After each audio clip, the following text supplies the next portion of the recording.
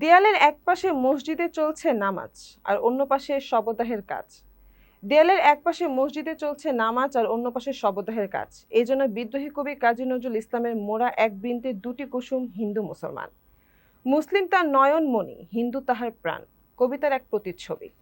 প্রায় 50 বছর ধরে হিন্দু মুসলিমের এমনই এক অপরূপ মেলবন্ধনের অনন্য উদাহরণ সৃষ্টি হয়েছে সাতক্ষীরা জেলার আশাশুনি উপজেলার সরাবপুর গ্রামে। খুলনা ব্যুরো রাবিত মাহমুদ চঞ্চলের পাঠানো প্রতিবেদনে দেখুন বিস্তারিত।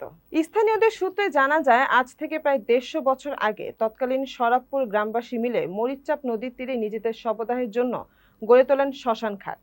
সেই থেকে স্থানীয়দের কাছে এটি সরাবপুর শ্মশান হিসেবে পরিচিত। অপরদিকে প্রায় বছর 50 আগে মুসলিম সম্প্রদায়ের লোকজন নদীর কূলে ওয়াবদার বাঁধের পাশে বসবাস শুরু করায় নামাজ আদায়ের জন্য শ্মশানে অদূরে গড়ে তোলেন পাঞ্জেগাজা মসজিদ। কালের পরিক্রমায় মুসলিম সম্প্রদায়ের লোকজন বৃদ্ধি পাওয়াতে 1993 সালে পাঞ্চে গানা মসজিদ রূপান্তরিত হয় জামে মসজিদে।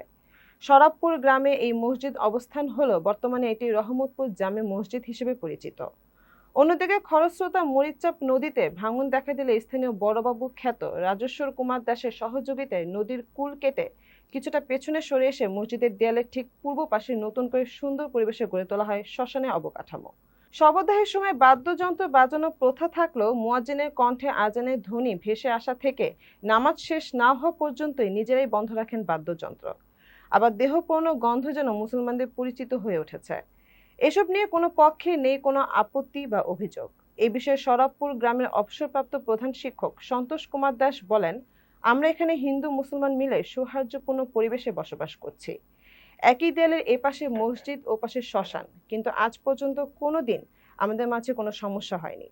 নামাজের সময় যদি কোনো দাহ কাজ চলে, তখন বাদ্যযন্ত্র বন্ধ রাখা হয় যাতে নামাজে যেন কোনো সমস্যার সৃষ্টি না হয়। মসজিদে মুসল্লি আবুল হোসেন বলেন, আমরা মিলেমিশে আছি, আমরা একে অপরের সাহায্য সহযোগিতা করি। যখন নামাজ টামাজ হয় তখন আমরা বাদ্যযন্ত্র বন্ধ রেখে কাজ করি। আমাদের সাথে খুব মিলেমিশে আমরা হিন্দু মুসলমান একসাথে বাস করি আমাদের এই গ্রামে।